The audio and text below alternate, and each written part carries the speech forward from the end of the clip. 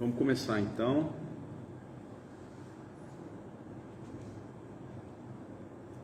A gente comumente inicia uma reunião espírita com uma prece, e a gente não vai ser diferente. Sempre a Jesus, clamando a Jesus, ao Mestre de amor, que nos ofereça um pouco de paz, de compreensão, que possamos conduzir os nossos pensamentos por sendas mais firmes, com mais coragem, olhando para o próximo com mais amor, entendendo o que fazemos aqui no planeta, qual é a função de cada um de nós dentro dos nossos lares, em nossos trabalhos, no ambiente comum, nas casas espíritas, em todos os lugares em que frequentamos.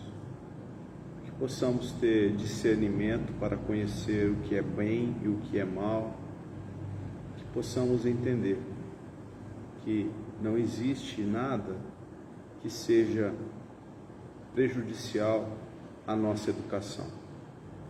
Tudo é relevante e, confiando assim, seremos sempre mais felizes e gratos. Muito obrigado, Senhor. Ajude-nos com tudo isso. Que assim seja. Boa tarde. Amigos, hoje o estudo, ele vai... a lição é a número 151 do livro Fonte Viva, esse livrinho aqui, ó. Tá? O capítulo 151 fala de maledicência. Maledicência. Eu acho que eu sempre escrevi maledicência errado. Maledicência. Vocês sabem o que é? Sim? O que é maledicência? Falar mal, né? Então todo mundo sabe o que é. O autor do livro é o Emmanuel, né? Emmanuel é o orientador espiritual do Chico Xavier, é quem escreveu, ditou para o Chico o livro, e ele, nessa coleção, que a gente chama coleção Fonte Viva, porque é esse livro e mais alguns, ele comenta passagens do Novo Testamento. O Novo Testamento é a segunda parte da Bíblia, é a história de Jesus, né? E aqui é uma carta que não é comum, porque ela é uma carta curta e não é a das mais conhecidas. Ela é uma epístola escrita por Tiago. Tiago era um dos apóstolos de Jesus, né? Um dos 12. E o Emmanuel, então, ele estuda, nesse trabalho da maledicência, ele estuda uma das passagens em que Tiago diz assim: irmãos, não faleis mal um dos outros. Quem fala mal de um irmão e julga a seu irmão, fala mal da lei e julga a lei. E se tu julgas a lei, já não é observador da lei, mas juiz. Eu vou repetir. Irmãos, não faleis mal uns dos outros. Quem fala mal de um irmão e julga a seu irmão, fala mal da lei e julga a lei. E se tu julgas a lei, já não é observador da lei, mas juiz. Essa é a passagem. Bom, que lei? Que lei é essa? É a lei de Deus. Mas como assim? Para a gente entender o que o Tiago estava dizendo, o apóstolo, é muito importante a gente entender o que aconteceu à época de Jesus. Por quê? Porque senão não faz sentido essa mensagem para a gente até hoje, né?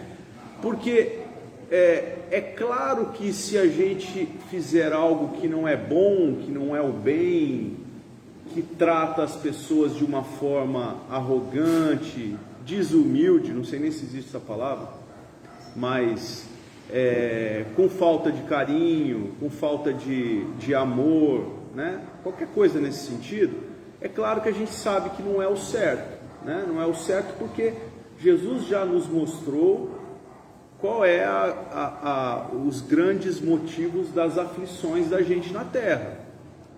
São as nossas convivências, aquelas que não, aquelas que têm algumas rusgas, né? Que têm alguns problemas, e todo mundo tem problema, de alguma forma, né? Com relacionamentos, ou só eu que tenho? Bom, mas então como assim? O que é essa lei? O que é isso que Tiago está dizendo?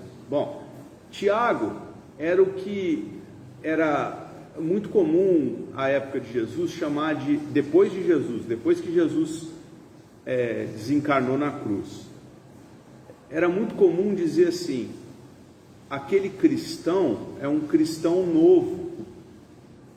Na verdade, todos eram cristãos novos, porque a palavra cristão ela demorou para aparecer, né? Cristão faz referência a Cristo, a Jesus Cristo, né? E Jesus Cristo é uma denominação, não é sobrenome de Jesus. Jesus era Jesus, filho de José. O Cristo era uma denominação. Cristo refere-se a Messias, ao enviado de Deus. Quem acreditava que Jesus era o enviado de Deus era chamado de cristão. Só que a religião predominante na ocasião, quase que 100%, era judaica, eram hebreus. E eram hebreus que acreditavam no Deus único e estavam tocados, esses cristãos novos, estavam tocados pela ideia do amor ao próximo, que era o que Jesus pregava, né? Então, quando Tiago fala da lei, o descumprimento da lei, como herdeiro do trono dos judeus, dos hebreus, ele era um hebreuzão. Há alguns autores que dizem que Tiago inclusive foi sumo sacerdote. Sumo sacerdote era o homem mais importante dentro da religião. Ele era só o sumo sacerdote que podia entrar num lugarzinho dentro do templo, o templo de Jerusalém, um lugar que eles chamavam de Santo dos Santos. Só o sumo sacerdote podia entrar uma vez por ano, que era no dia de Yom Kippur, que é uma das festas judaicas, para vocês verem o tanto que o sumo sacerdote era importante, e ele era eleito por aclamação. Então assim, era o cara, diz alguns autores antigos, compilados por outros mais contemporâneos, dizendo que Tiago era um desses. Então essa era a herança de Tiago. Quando ele fala da lei, ele não está falando da lei que Jesus veio transformar em amor, simplesmente. Ele está falando da lei mosaica. Oi, cara. O nome de Jesus na língua deles era Yoshabi e Yosef, que é Jesus de José, ou Jesus, no caso que a gente transfere para o português para ficar mais legível, Jesus filho de José, né?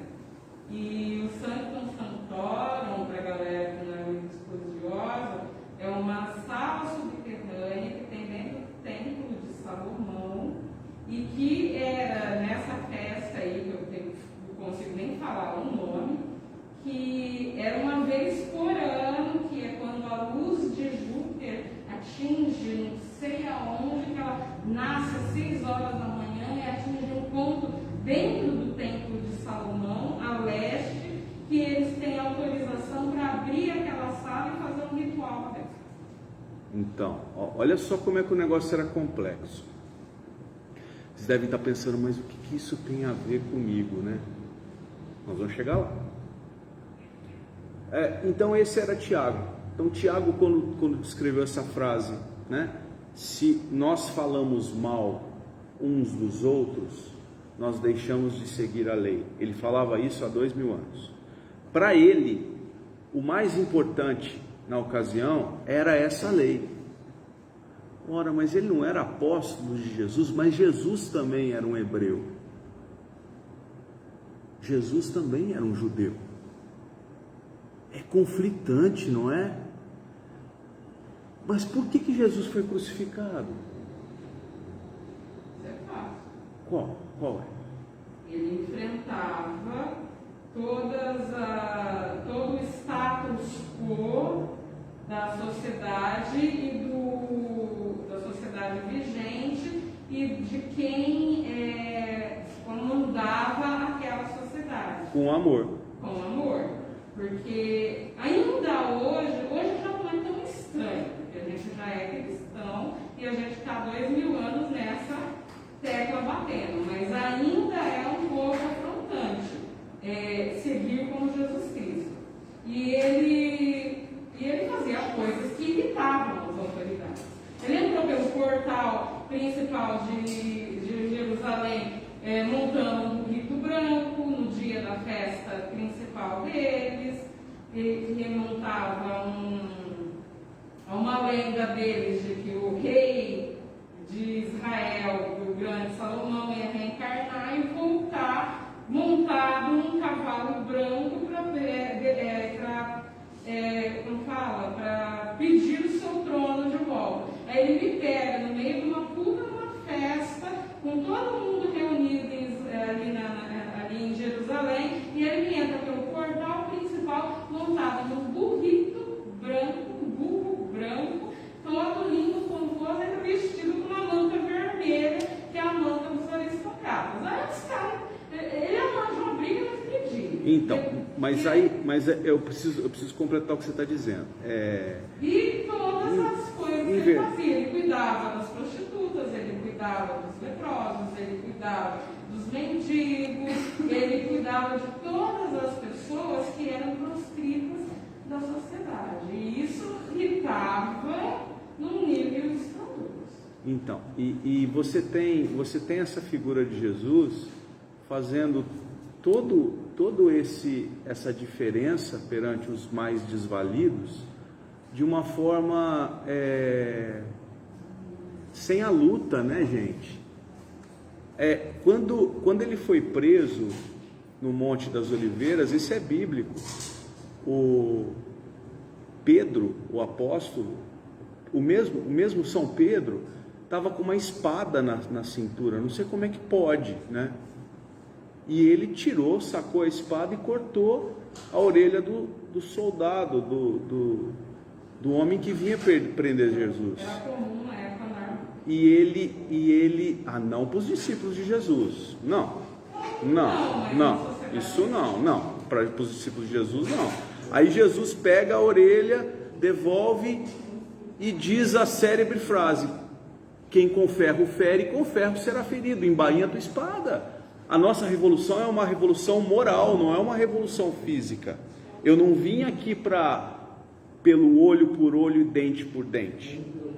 Então a proposta de Jesus era sublimar a questão da lei. Só que o Tiago, quando escreveu a epístola, ele ainda não tinha passado essa ocasião.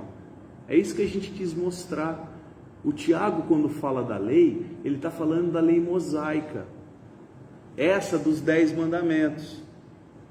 Mas aí refletia eu hoje, antes do nosso estudo, a lei mosaica, o que Moisés apresentou para o povo, ela é tão assim diferente do que a gente deveria fazer hoje.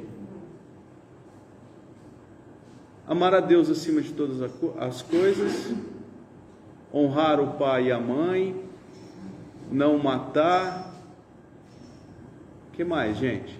Não roubar, não prestar falso testemunho, o que mais? Não cobiçar a mulher alheia, não ao adultério, o que mais? Não matar, eu já falei. São 10, né? É o decálogo. Poxa, totalmente atual. Totalmente atual. Por quê? Porque nós não a cumprimos ainda. São influenciados pelas 44 regras que os egípcios tinham, que você ia na frente de Osíris depois que você morria.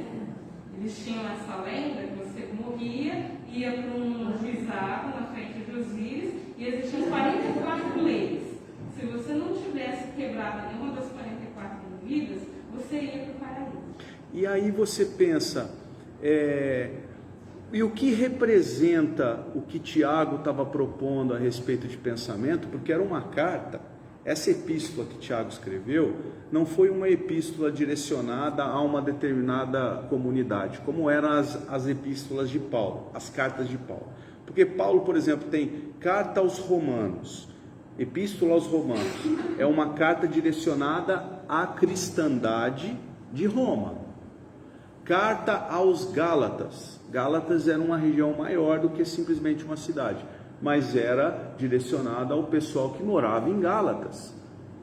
Epístola aos Filipenses, mesma coisa. A epístola de Tiago é chamada de epístola universal, porque ela era para todos que se interessassem. Então, ele estava dizendo que a questão de você trabalhar, falar mal, que é a maledicência, falar mal do outro, é comparável a não cumprir nenhuma das 10 leis que Deus nos pede. Entenderam? Então, quando eu penso mal, falo mal, ou pior, ajo o mal, eu estou indo contra todo o decálogo, todo ele, as 10 leis. É muito simples, não tem pegadinha nisso, não tem interpretação. Tem algumas coisas que a gente tem aprofundamento, você vai tirando as cascas como se fosse uma cebola, né? Você vai tirando, vai aprofundando, vai tentando entender, porque Jesus era muito psicológico, né? Ele lida com o ser interior, nós como espíritos imortais. Ele não está falando para você nessa vida, ele está falando você para sempre, né? Ele está falando para todos nós para sempre.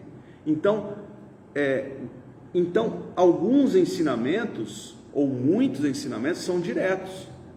Quando a gente pensa o mal, fala o mal, a gente está indo contra todas as 10 leis, todas elas. Imagina assim, você está eu já falei isso aqui uma vez, vou falar de novo. Você está assim numa fila do banco, lá na caixa da Presidente Vargas. Eu tenho uma amigona que trabalha lá. Você trabalha lá ainda, Paty? Amigona do meu coração que trabalha lá. Aí você vai lá isso não acontece, tá? Em outro banco, lá não acontece. Você chega lá, aí hoje em dia tem senha, tem cadeira para você sentar, né? Tá. Mas antigamente não tinha, até pouco tempo não tinha. E você ficava lá na fila meia hora, dependendo do dia do pagamento, do quinto dia útil. Ficava mais. E às vezes até doía as costas, doía as pernas, você ficava em pé, você tinha que ficar, tinha conta para pagar, tinha coisa para fazer. Antigamente era assim, hoje em dia tem aplicativo no celular, viu? Eu aprendi esses dias, eu mexi. A galera que fica nas filas das lotéricas ainda não sabe. Não sabe que tem aplicativo. Aí o que acontecia? Você virava para a pessoa assim de trás e falava assim, que descaso com a gente, né? Gente, estava todo mundo pensando a mesma coisa. O que a gente fez? A gente acendeu um barril de pólvora. Uma simples frase. É rapidinho a gente fazer isso. E para pagar é mais difícil. É muito fácil com uma frase a gente criar um transtorno para todo mundo que está em volta. E às vezes você nem sabe que criou. Por isso que é imperativo que nós pensemos. O falar mal, ele vai contra toda a lei de Deus. Não é só falar, né? Mas agir também, né? Ou pensar, porque o pensamento ele toma forma. Tem uma história que está no livro do Humberto Campos, Cartas e Crônicas, eu não vou lembrar o nome, mas ele faz... o Humberto de Campos ele é muito, não sei se vocês já leram, o Humberto de Campos é o mesmo Irmão X, né? Ele tem 12, 13, 14 livros escritos através do Chico. E ele estava descrevendo, ele chegando com um companheiro, desencarnado, os espíritos, chegando numa reunião mediúnica, como as que a gente tem comuns nas casas espíritas. Eu estou sentado aqui numa mesa onde acontece uma reunião mediúnica, tem um monte de cadeira, e a reunião mediúnica funciona assim. Nós temos médiums que recebem os espíritos, né, que vêm se comunicar. Podem ser espíritos que estão com muito sofrimento, ou podem ser espíritos que vêm trazer uma mensagem, certo? Aí nós temos outros médiums que não recebem espíritos, e eles ficam ali fazendo o quê? Eles ficam ali orando, pensando o bem, para que a reunião transcorra sob o aspecto da paz. E nós temos outros ainda que sustentam a conversa, eles conversam com os espíritos que estão com os médiuns ostensivos. Então, eu estou aqui, eu recebo um espírito, eu entro num transe mediúnico, que a gente chama, eu recebo um espírito e eu começo a me debater, eu começo a falar um monte de coisa, eu estou em sofrimento, às vezes eu nem sei que eu desencarnei. E vem um querido amigo que faz isso, sabe fazer isso, e começa a conversar. Ô meu irmão, o que está acontecendo com você? Você está bem? Né? Gente, isso aí é muito comum dentro do Espiritismo. Aliás, é um processo fundamental, porque quando a gente recebe numa reunião mediúnica um espírito que está falando em suicídio, por exemplo, a gente sabe que não é ele simplesmente que está falando só de suicídio. Existem muitos outros que vêm ligados a esse pensamento. E pode ter alguém que vem assistir a reunião, igual essa que a gente está tendo agora, que também está pensando em alguma coisa do tipo. Ou passou pela cabeça, ou tem um parente que está pensando nisso, está preocupado com isso. Então, não é uma pessoa que é atendida, são muitas pessoas, todo mundo que está vibrando aquela situação. E Humberto de Campos descreve isso com maestria, uma reunião desse tipo. Só que ele descreve o antes. Ele começa a descrever assim, de repente, o Daniel está aqui do lado da Cristina, e ele fala assim, já viu? Viu o Otávio? O que tem o Otávio? O Otávio é um participante da reunião, está atrasado. Você não sabe, peguei o Otávio ontem, no bar, tomando todas. Lá em Minas a gente chama de boca de litro, estava lá, tomando todas, vê se pode. Médium, vem na sessão mediúnica que estava no dia anterior, lamentável. E ela comenta, não acredito, verdade? Verdade. E Humberto de Campos descreve isso, de repente entra o Otávio. Otávio querido, meu amigo, meu irmão, camarada, senta aqui, que saudade que a gente estava de você. Ele descreve isso, gente. E ele, dia após dia, não só o Daniel e a moça, todos os 12 participando, em cada um uma situação. É interessante isso. E sempre antes da reunião mediúnica. E eles esperando durante ano e meio, o mentor do grupo se comunicar. E o médium que recebia o mentor do grupo, como se fosse a nossa Dona Isabel, a nossa mentora, ele não se manifesta. O médium não consegue trazer uma comunicação desse tipo. O mentor não consegue falar por ele. E aí eles ficam perguntando um para os outros, mas o que será que está acontecendo? O que será? Por que o mentor não vem? Será que ele nos abandonou? E eles ficam anos trabalhando ali, tendo a reunião mediúnica, mas o mentor não aparece para falar. Aí num dia, uma ocorrência diferente, houve uma mudança de vibração do grupo, e eles não falaram mal nesse dia de ninguém.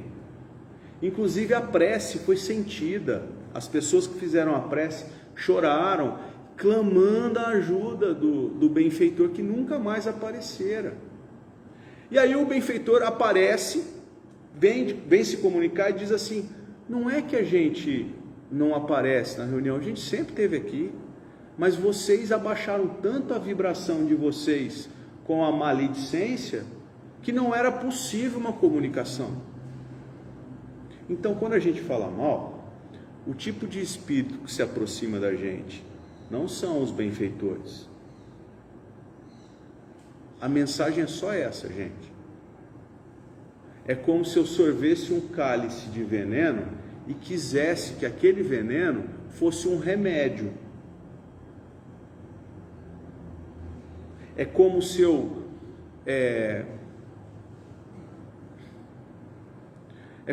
provocasse para mim mesmo aquilo que eu não desejo nem para o próximo, nem para o inimigo.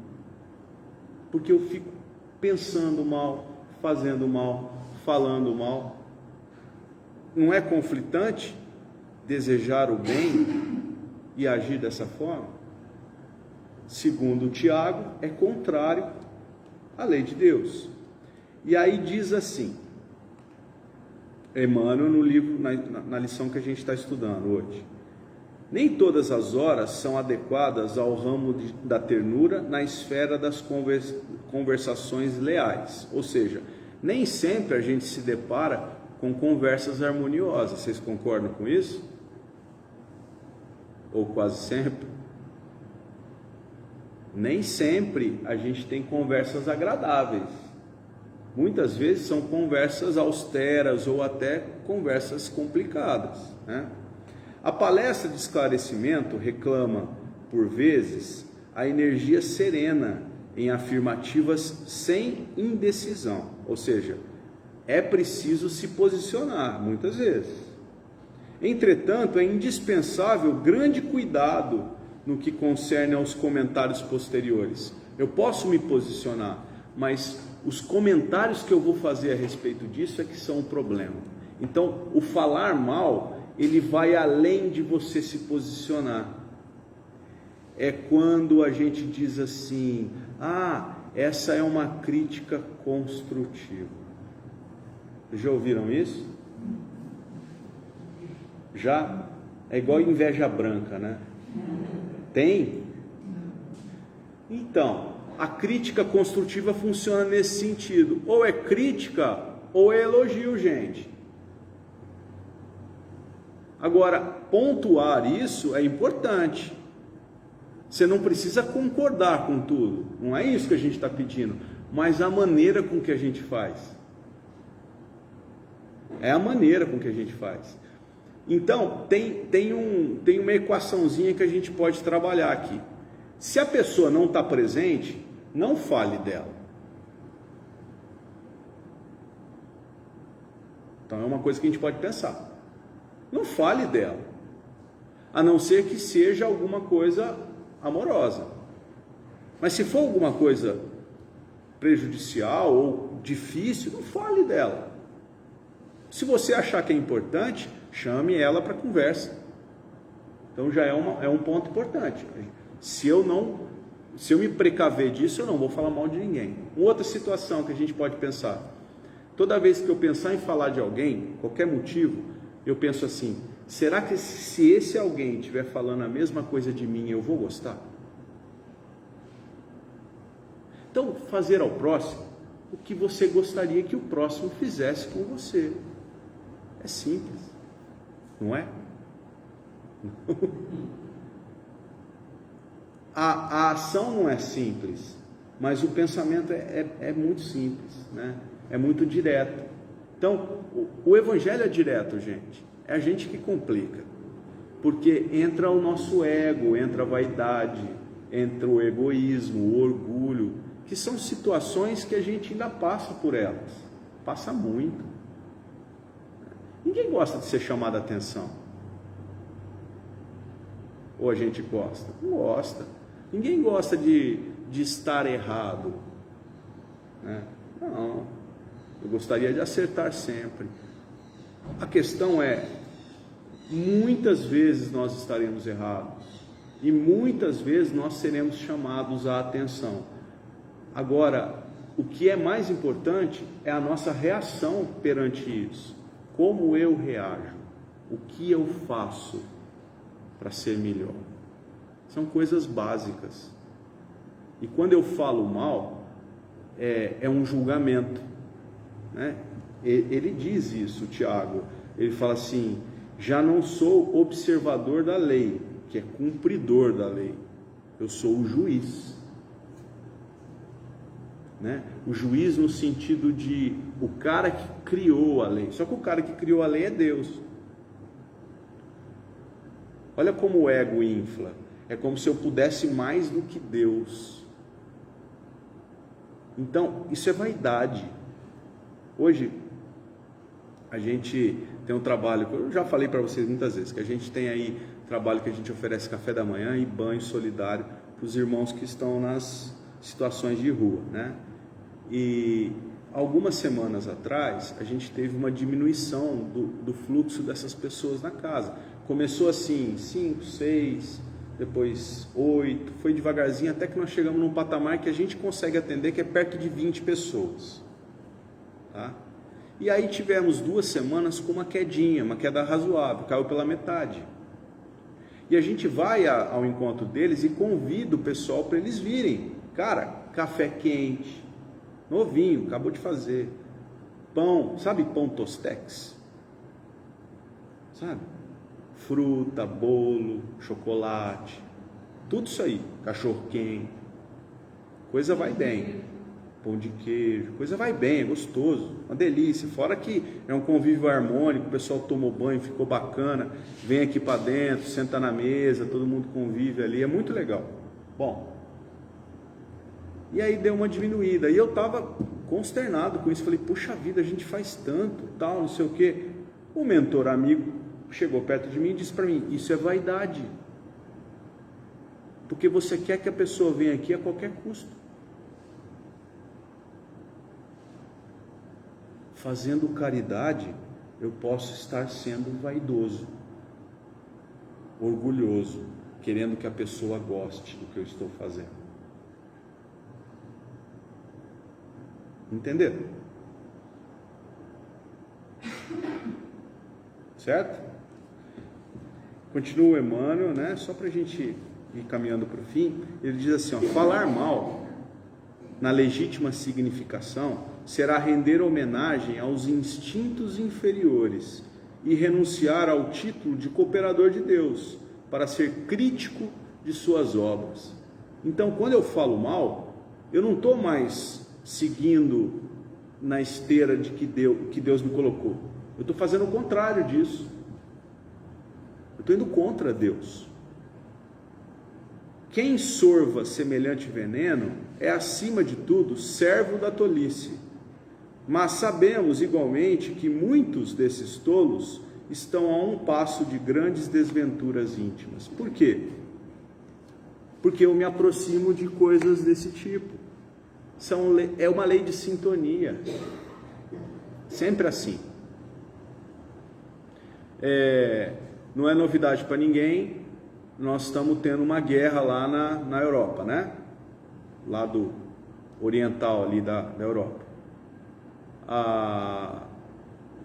Eu, há muito tempo que eu não assistia jornal, e eu fiquei compadecido daquele povo, e eu passei a assistir as notícias, desde que começou.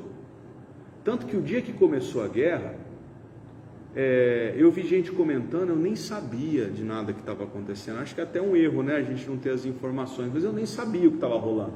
Aí eu comecei a assistir jornal para ver o que está rolando. Na 4º ou 5º dia que eu estava assistindo, eu comecei a sonhar com guerra. Eu comecei a vivenciar a guerra. Então eu não estava nem ajudando a mim e nem ao próximo, porque eu não conseguia nem fazer uma prece, né? Então era uma postura errada, era uma postura que não era uma postura bacana. Por quê? Porque eu me sintonizei a isso. Inclusive me deu vontade de ver filmes violentos e tudo mais. Aí a coisa caminha, porque é sintonia, querido. Tudo é sintonia. Então aonde eu me coloco? Claro, pois não.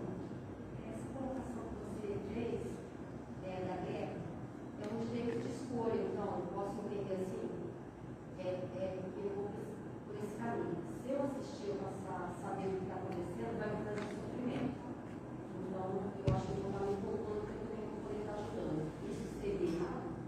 é a maneira com que eu faço, não é o que você faz. Eu posso assistir, por exemplo, talvez eu não tenha trazido as informações do jeito correto, o meu sentimento pessoal. Quando eu assistia ao programa de guerra, eu estava ali, inclusive julgando as situações, né? Esse lado aqui está errado, aquele lado ali está certo, né? Que tristeza, que demônio, que homem ruim, e por aí vai. Então eu não estava ajudando ninguém, nem a mim, nem a eles.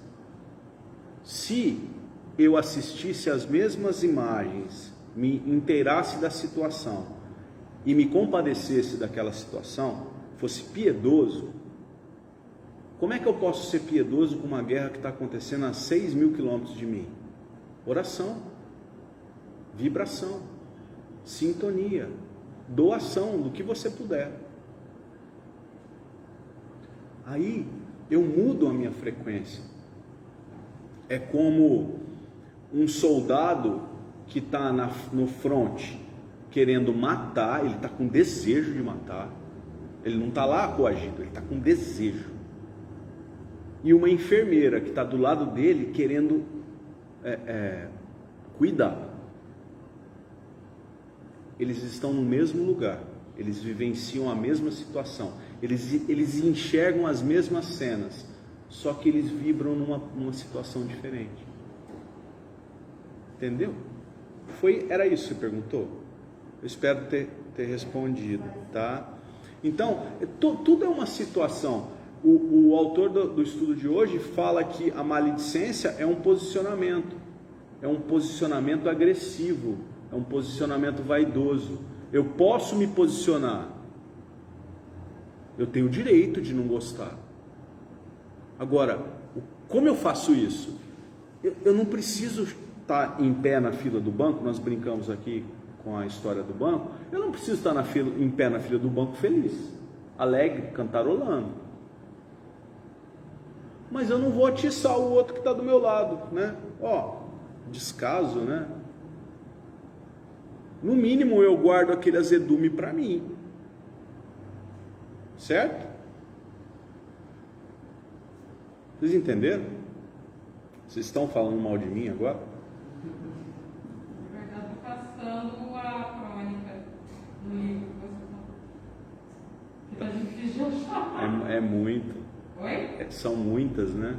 Ela não tem associação com o enunciado. Né? Eu li, mas não anotei. Tudo bem, pessoal? Alguém quer falar alguma coisa? Vai sair daqui todo mundo falando mal dos outros hoje? Então serviu. Você me deixou preocupada, porque eu sou a criaturinha que inflama tudo. Se fosse só você, a gente dava um jeito. Então a gente agradece. Oi, querido. É uma postura. É uma postura. É uma postura mesmo. Assim, eu tenho, já há alguns anos, eu tenho influenciado muito a respeito disso. Assim, né? Porque é difícil ter. Não chega e vai se falar mal do outro e de repente você já está no meio. Né? Não é difícil, não é simples. Você percebe, você já tem um pé, opa, né? Deixa eu sair daqui. Não é uma coisa simples assim, né?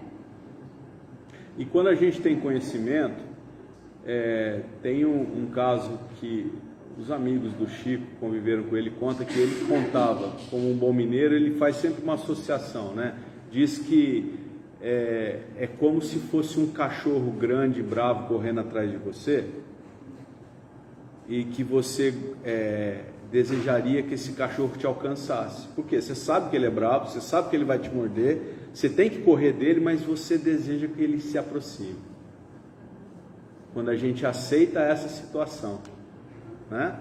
A gente já sabe que isso não é bom, mas mesmo assim tem a rodinha de fofoca lá.